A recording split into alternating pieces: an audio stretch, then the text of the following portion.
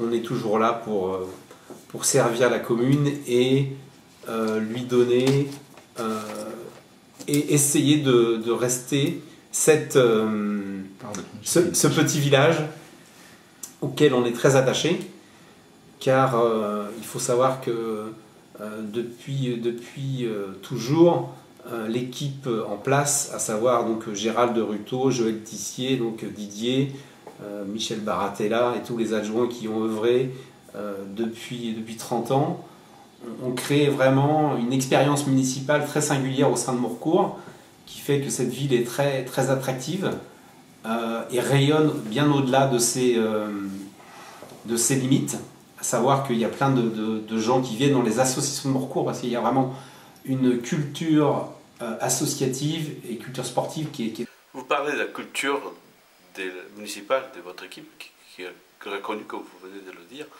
et justement, tout marchait bien jusqu'à aujourd'hui, dans le sens où vous avez une personne qui met au défi cette culture municipale. Quelque part, ça fait de bien un petit peu de concurrence, des compétitions, n'est-ce pas?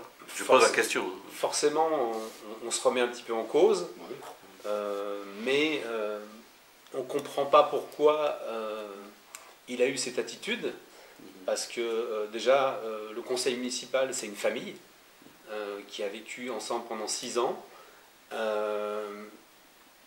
Didier peut en témoigner. Jusqu'à début septembre, on s'était réunis au niveau de l'état-major, je dirais, et il était dans la liste. Il avait un poste qui était réservé dans cette liste. Donc son attitude est très blessante pour l'équipe. Comme trahison, vous direz, vous jugerez plutôt. Trahison, oui. Vous l'interprétez comme vous voulez. Bon, et il lâche sa famille. Voilà.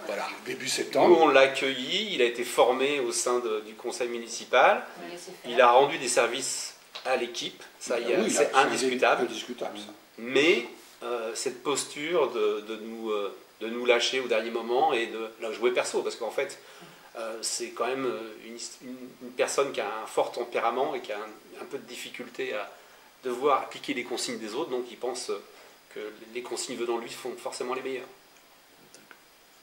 Moi, à titre personnel, je ne suis pas quelqu'un qui a une ambition carriériste. Si je suis là, je suis pour ma commune, je suis pour rendre à Morcourt ce que Morcourt m'a donné. À savoir que quand on est arrivé ici en 2006 et les années qui ont suivi, il y avait un service extrêmement rare dans les communes, c'est-à-dire que la commune avait dépêché des personnes qui accompagnaient les enfants du centre de loisirs aux activités organisées par les associations. La danse, le sport, la musique, etc. Je vous mets au défi de trouver un service qui malheureusement, c'était trop cher à la fin. On a été obligé d'arrêter. Il y a de ça 15 ans, c'est arrêté, mais quand même, en termes de laboratoire municipal, Morcourt est complètement exemplaire. Ça veut dire s'il y a... Les conseils municipaux qui ont eu lieu depuis le début du mandat, si on a vu 3 fois du public.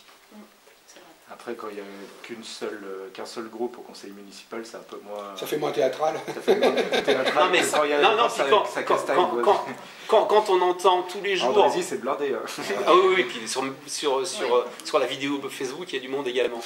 Mais à Morcourt, il y a ce climat apaisé. Tous les gens nous interpellent dans la rue. Morcourt, faut qu'il reste ce qu'il est actuellement. On n'a pas envie de renverser la table, de tout changer. Ça sert à quoi? Les gens ici, moi je veux pas la fracture de Morcourt, la fracture entre les Morcourtois, ça sert à quoi? On vit bien les uns avec les autres, dans un climat super apaisé. Il y a forcément quelques petits cambriolages, et incivilité comme partout. On a une police municipale qui est là. On demande au commissariat d'intervenir par rapport aux rodéos qui ont eu lieu là tout l'été, mais en plus les rodéos se pratiquent sur la ville d'Andrézy. C'est compliqué de les faire bouger, alors que c'est nos Morcourtois qui seront gênés parce qu'ils seront les plus proches en termes d'habitation. Donc on ne comprend pas cette volonté de rupture, parce que M. Deschamps ne peut pas s'inscrire dans un projet avec l'héritage de l'équipe actuelle. Il doit être en rupture. C'est absolument pas tolérable. Il ne va pas siphonner, on ne va pas se faire confisquer notre héritage et notre bilan. Que les choses soient claires. Monsieur Deschamps, il essaye de dire, voilà, c'est moi qui ai tout fait, mais non. Il y a 27 personnes qui se sont mobilisées pendant tout ce mandat-là, et Monsieur Deschamps, il a rendu des services à bien des égards à la collectivité, mais c'est pas que lui. Il s'approprie beaucoup de succès de l'équipe. Vous dites donc qu'il faut que c'est positionné comme étant quelqu'un de la rupture, c'est ça les mots que vous demandez. Non, le Monsieur Deschamps. Oui, c'est vrai. Il doit s'inscrire dans la rupture parce qu'il ne peut pas être dans la continuité de l'équipe. Il écrit dans la rupture et dans la continuité. Oui, il a été un petit peu, il n'a pas été très explicite. Une question, est-ce que on ne peut pas imaginer à ce stade de la ville de Morcourt un projet qui est, j'allais dire, différent par rapport à ce projet que vous menez aujourd'hui? Je pose la question, évidemment. Vous consultez son site internet. Vous l'avez consulté, son site internet? Non, pas du tout. C'est juste philosophiquement parlant que je vous dis. Dans une vie démocratique quelle qu'elle soit, c'est louable qu'il y ait quelqu'un qui propose une alternative. Et je conçois bien que ce que vous faites depuis 15, 20 ans, depuis 1995, soit correct et qu'il soit bien accueilli par la population. Mais me semble-t-il, hein, je n'ai pas regardé, il a envie de faire autre chose, de proposer au Courtois un autre projet des villes. Oui, et je me pose la question. Je ne vois pas trop le fait. Voilà. Voilà, donc. Ce qui concerne les contenus, autrement dit. Le contenu qu'il met en avant, c'est plus de sécurité, plus de choses pour la jeunesse. Il veut mettre des caméras partout. Il veut créer une crèche, micro-crèche, mais il ne nous dit pas comment il la finance. Et sur son site internet, il est en train de dire que la municipalité va augmenter les impôts de 5% par an pendant 7 ans. Je ne sais pas où il a entendu ça. Et c'est absolument pas des ambitions de la commission. Elle joue aux finances depuis 4 ans et ça n'a jamais été notre discours. D'accord. Et vous, par rapport à ça, ce que je comprends, c'est dans la continuité, faire ce que vous avez fait, c'est-à-dire doter la ville avec des équipements qui sont effectivement connus et reconnus, hein, et appréciés et continuer dans cette ligne qui est la vôtre. Exactement. Je vais vous donner un exemple. Par exemple, il y a au moment du pot des nouveaux Morcourtois, il y a quelqu'un qui s'est rapproché de nous. Il n'y avait pas de club photo à Morcourt. Il s'est rapproché de l'adjoint, enfin du conseiller délégué à la culture. Et il a dit, moi j'aimerais créer un club photo, est-ce que c'est possible, etc. Il est allé voir l'adjoint à la culture. L'adjoint à la culture, on va vous trouver une salle, on va vous trouver des créneaux dans la Maison des Arts. Il y avait 9 personnes au départ de son club photo, ils sont 60 là maintenant. Donc toutes les initiatives des citoyens, la porte du maire et de la mairie, à tous les niveaux, elles sont ouvertes.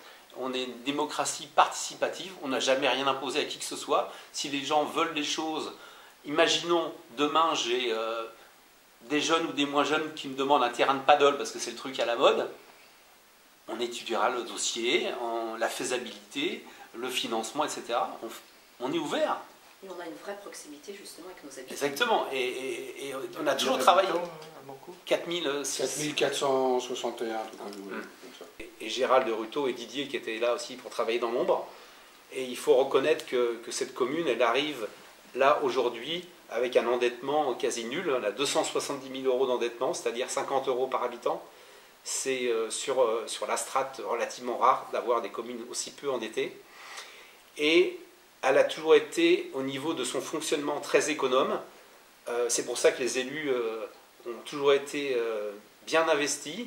Et il y a une culture d'entreprise, même si ce n'est pas une entreprise au sein de la municipalité, qui fait que le personnel est toujours fidèle et s'entend très bien avec les élus. Il y a toujours une bonne entente et très peu de turnover dans l'équipe.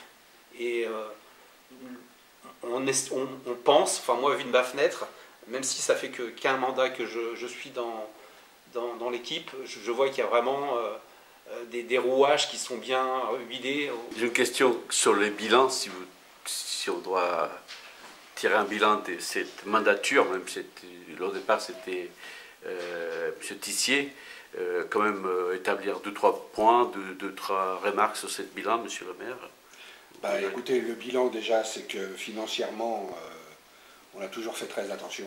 On a continué depuis 1995 à œuvrer pareil. On ne dépense pas plus qu'on a.